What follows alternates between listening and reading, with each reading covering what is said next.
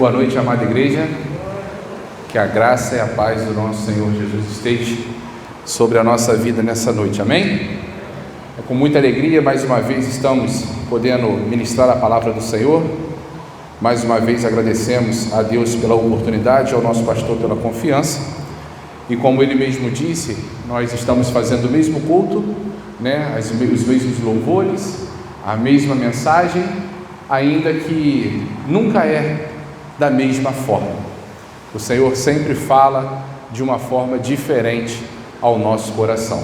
Eu hoje estou sozinho, já me perguntaram pela minha esposa, a Vivi não pôde estar presente, o Emanuel está um pouquinho resfriadinho, então ela ficou em casa com o Emanuel, e o Isaac e o Miguel foram para a igreja da avó, porque hoje eles vão comemorar lá o dia da avó, porque passou já o dia da avó e não fizeram nada, então eles vão fazer alguma coisa lá, e por isso hoje eu estou só, sem a minha família.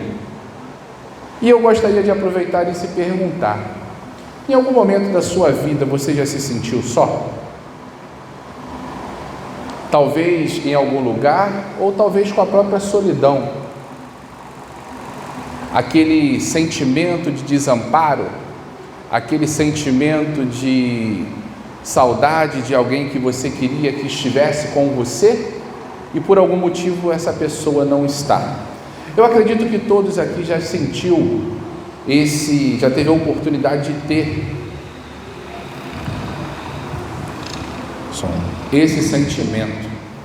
E a palavra de Deus hoje ela será muito objetiva, e eu já quero convidar a igreja a abrir a palavra de Deus na carta aos Hebreus, e o Senhor quer falar aos nossos corações nessa noite. Como o pastor falou, fique atento ao que o Espírito Santo de Deus tem a falar, e que Ele possa ministrar agora à noite, como Ele também falou pela manhã. Carta aos Hebreus, capítulo 1, a partir do versículo 1.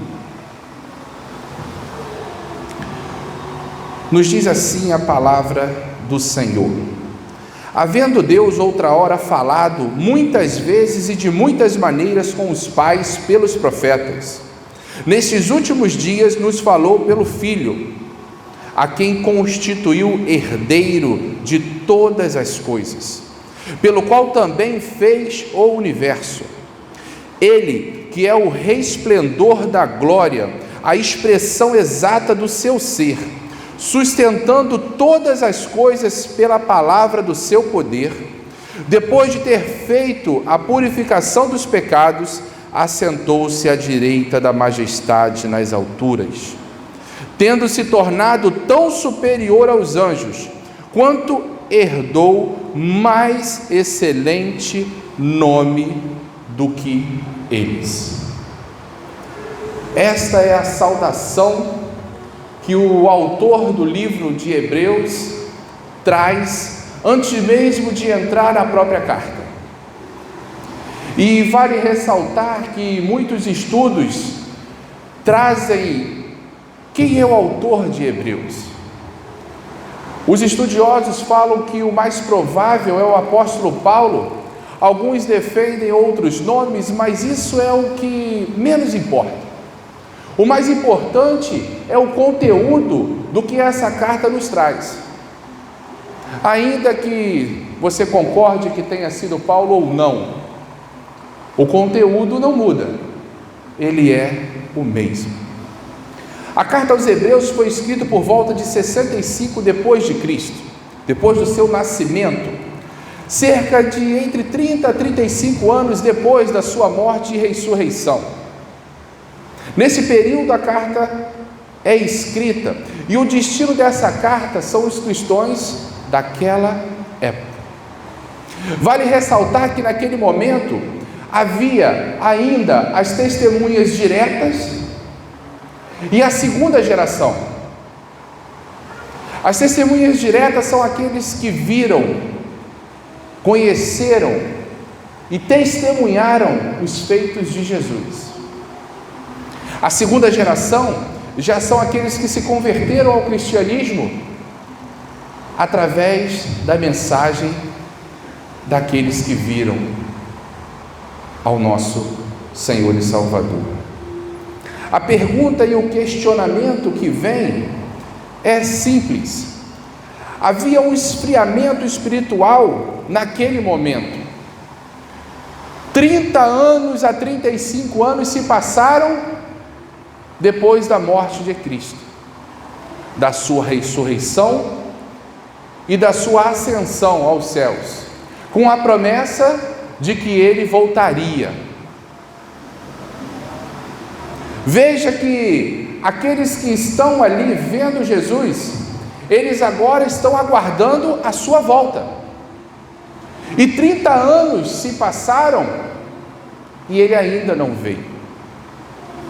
Existe um esfriamento naquele momento, e por esse motivo, esta carta é escrita como a intenção de resgatar a memória daqueles que viram e conviveram com Jesus, e através dessa chama, poder acender toda a comunidade. Até porque naquele momento, o povo cristão era perseguido, e as dúvidas e questionamentos surgiam. Quem antes era judeu, participava do judaísmo, agora sendo um cristão, ele não é mais de uma religião permitida, e ele agora passa a ser perseguido pelas autoridades. Dificuldades, aborrecimentos, e isso tudo causa um esfriamento espiritual. E talvez você pergunte: 2000 anos se passaram, ele ainda não voltou. E eu ainda quero te dar a resposta para essa pergunta nesta mensagem. Seguindo à frente, e como eu acabei de contextualizar, os nossos dias, infelizmente, esse mesmo esfriamento ou essas mesmas dúvidas ainda podem vir sobre a igreja. Ainda existem pessoas que não acreditam que Jesus é o Filho de Deus ou o próprio Deus. Mas nós precisamos ter a convicção de quem nós servimos, não só através da nossa fé, mas das provas que Ele nos dá, de que Ele foi e que Ele vai voltar. O primeiro ponto que eu gostaria de destacar nesta breve mensagem é o seguinte: a revelação divina. Deus falou. O Deus criador de tudo e de todas as coisas, Ele falou. Se Ele falou, Ele é mais do que nós possamos achar. Ele já provou a sua existência através dos profetas. Deus falou de várias formas. Deus falou de uma forma audível, ou seja, de uma forma como eu estou falando com você agora. Deus fala escrevendo, como Ele fez com os seus próprios dedos. Deus fala através de visões. Deus fala através de sonhos. Os profetas durante o Antigo Testamento vêm apresentando o que Deus tem a falar para o povo. Porém, Jesus é algo diferente, porque esse Jesus não é mais uma revelação de Deus, Ele é a revelação final, pois Ele é o próprio Deus. Ele habitou entre nós e se revelou a nós como uma revelação final. Essa revelação não é fragmentada, ela é completa, não é temporária, é permanente, não é preparatória, ela é final. Jesus é a revelação final do próprio Deus. O plano de salvação do nosso Deus para nos tirar do pecado, Ele é Jesus. Quando Ele deixa a sua majestade, habita entre nós, sofre em nosso lugar, paga o preço do nosso pecado e nos dá direito à vida eterna com Deus. Eu não ouvi um amém? Amém. Mas essa vida eterna também é só para quem quer. Quem não quer também não é obrigatório. Mas Ele te dá pela graça e misericórdia do seu amor. Se eu perguntar aqui hoje, quem quer morrer? Obviamente que ninguém vai querer, nem eu, porque viver é bom. Ele nos deu vida. Mas o que nós precisamos tirar como principal é que o medo da morte não pode ser superior à certeza da vida eterna. A convicção que eu preciso ter é para onde eu vou, e isso não pode ser inferior ao medo de morrer. Seja uma doença, uma dificuldade, um desânimo, seja qual for o motivo, a certeza da minha salvação, de quem eu sirvo e para onde eu vou, precisa ser superior a isso. O segundo ponto é um ponto que tem um título muito simples e muito rico. O autor fala de Jesus, e o autor apresenta esse Jesus de várias formas, e eu quero que você me acompanhe. No versículo 2 nos diz: nesses últimos dias nos falou pelo Filho, a quem constituiu herdeiro de todas as coisas, pelo qual também fez o universo. O autor poderia simplesmente falar que Deus falou através de Jesus. Simples assim. Ele poderia colocar na sua carta: olha, Deus falou através de Jesus, e Ele disse isso. Mas o autor não faz assim. O autor, ele engrandece quem é Jesus. O autor, ele glorifica o Filho e tudo que Jesus representa. Como eu falei antes, não é mais uma revelação, mas é a revelação final que Deus traz a nós em Jesus. Jesus é apresentado primeiramente como o Jesus o herdeiro. Ele é o consumador da história, o Filho de Deus. Tudo pertence a Ele. Entenda que quando o autor fala de herdeiro, o que nós entendemos nos dias de hoje? Que tudo que é meu, quando eu morrer, vai passar para o meu filho. É óbvio que Deus não vai morrer, mas é uma forma do autor mostrar para nós que o mesmo poder e autoridade que o Pai tem, o Filho também tem. A mesma forma de agir do próprio Deus, Jesus também vai fazer, porque Ele é o próprio Deus. O segundo Jesus que o autor nos coloca é um Jesus criador. Ele esteve no início de tudo. Finalzinho do versículo 2: pelo qual também fez o universo. Jesus estava no início de tudo com Deus, e Ele também estará no final de tudo com Deus. E tudo que estiver entre o início e o fim está sob a sua autoridade. O autor continua a nos apresentar esse mesmo Jesus, e ele fala agora de um Jesus revelador. O versículo 3 revela a grandeza e da sua glória. Ele que é o resplendor da glória e a expressão exata do seu ser, sustentando todas as coisas pela palavra do seu poder, depois de ter feito a purificação dos pecados, assentou-se à direita da majestade nas alturas. Glórias sejam dadas ao nome do Senhor.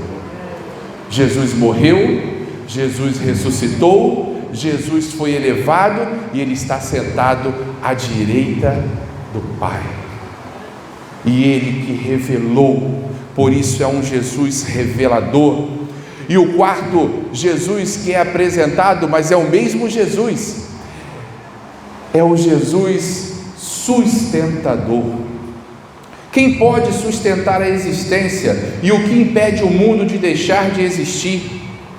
Quem mantém tudo coeso? Paulo vai dizer em Colossenses 1,17: nele tudo subsiste.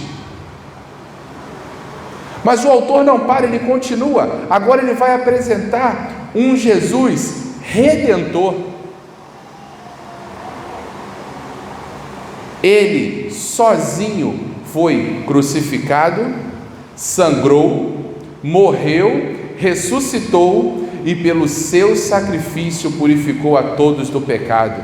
Hoje somos livres porque esse Jesus é um Jesus redentor. Veja que você viu um Jesus, o autor apresenta um Jesus herdeiro, um Jesus criador, um Jesus revelador, um Jesus sustentador, um Jesus redentor, e agora ele vai apresentar um Jesus dominador. Mas não é um dominador de autoritarismo, é um dominador de que tudo está sob o seu controle. E esse dominador é algo de bom, porque Cristo morreu, mas ressuscitou. Não só ressuscitou, mas foi elevado. E não só elevado, mas foi glorificado. O Filho de Deus está assentado à direita da majestade, como nos diz o versículo 3 no seu final. Resumindo a apresentação desse Jesus, um Jesus mais elevado. Nenhum anjo está sentado na presença de Deus, Ele está. Versículo 4: tendo se tornado tão superior aos anjos, quanto herdou mais excelente nome do que eles. É esse Jesus, o profeta, por quem Deus falou conosco. É esse Jesus, o sacerdote, por quem os pecadores podem chegar até Deus. Não mais com o sacrifício de animais, mas agora com o seu próprio sacrifício, nos dando acesso direto a Deus, podendo hoje louvar e bendizer a esse Deus. Mas aquele povo lá atrás, em certo momento se esfriou, e não vamos crucificá-los de forma alguma, porque isso é natural do ser humano. Quando se espera muito por uma coisa e essa coisa não vem, dúvidas chegam. E talvez hoje muitas pessoas tenham essa mesma dúvida, ainda que mais de 2000 anos tenham se passado. Não permita ser enganado por ninguém. Se alguém por um acaso falar: ei, Jesus voltou, Ele está ali. O Evangelho de Mateus, no capítulo 24, no versículo 27, vai dizer: porque assim como o relâmpago sai do Oriente e se mostra no Ocidente, assim há de ser a volta do Filho do Homem. Quando Ele voltar, e Ele vai voltar, precisamos estar prontos. E aí você talvez me pergunte, ou se pergunte: mas irmão Hugo, ou pastor Eliseu, ou quem que você quiser perguntar, o que me garante que depois de tanto tempo Ele vai voltar?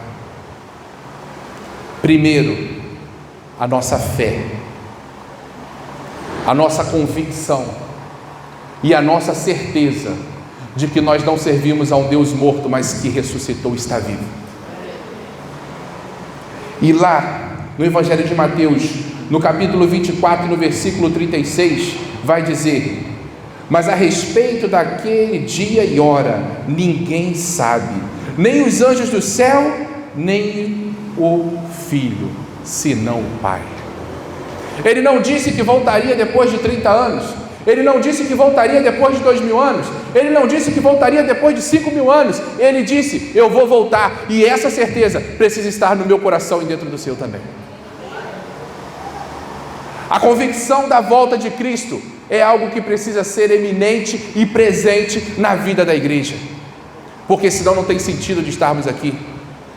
Não há por que sair da minha casa com todos os riscos e estar hoje louvando e agradecendo o nome do Senhor, que eu não acredito. Porque eu abro a Bíblia e quero falar para alguém de um Jesus que eu tenho dúvidas. Porque eu preciso me preocupar com algo que eu não acredito. Que você possa sair hoje daqui mais certo do que nunca de que Jesus vai voltar.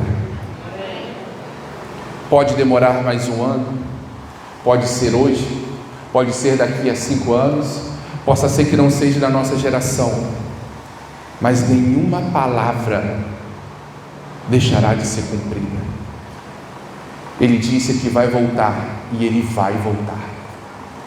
A palavra nos diz, a nossa fé precisa nos dizer, e a convicção precisa ser certa da volta de Cristo.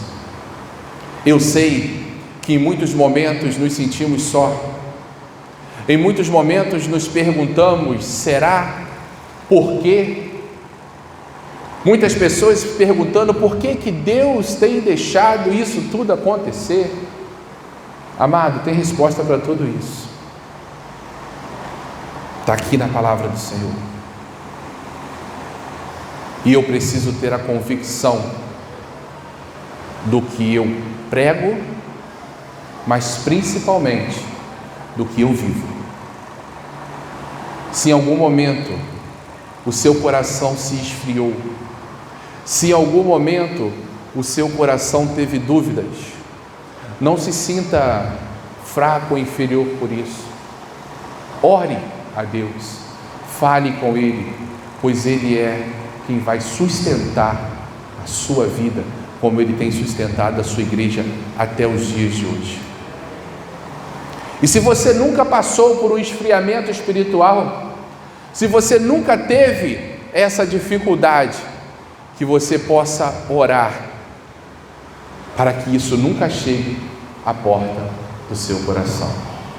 O Ministério de Louvor vai estar entoando um hino que ele fala muito sobre o primeiro amor. E eu quero convidar a igreja agora a fechar os seus olhos e a falar com Deus nesse momento. A igreja toda vai fechar os olhos, ninguém vai estar olhando para ninguém, e esse momento é você e Deus. É você falando para Deus todas as dificuldades, todas as lutas, todas as barreiras, e Ele vai ministrar ao seu coração. Ele vai dizer através do seu espírito: olha, todas essas barreiras, todas essas dificuldades, todas essas lutas, eu sou superior a tudo isso. Eu posso fazer muito mais por você. Fale com Deus nesse momento, durante este louvor.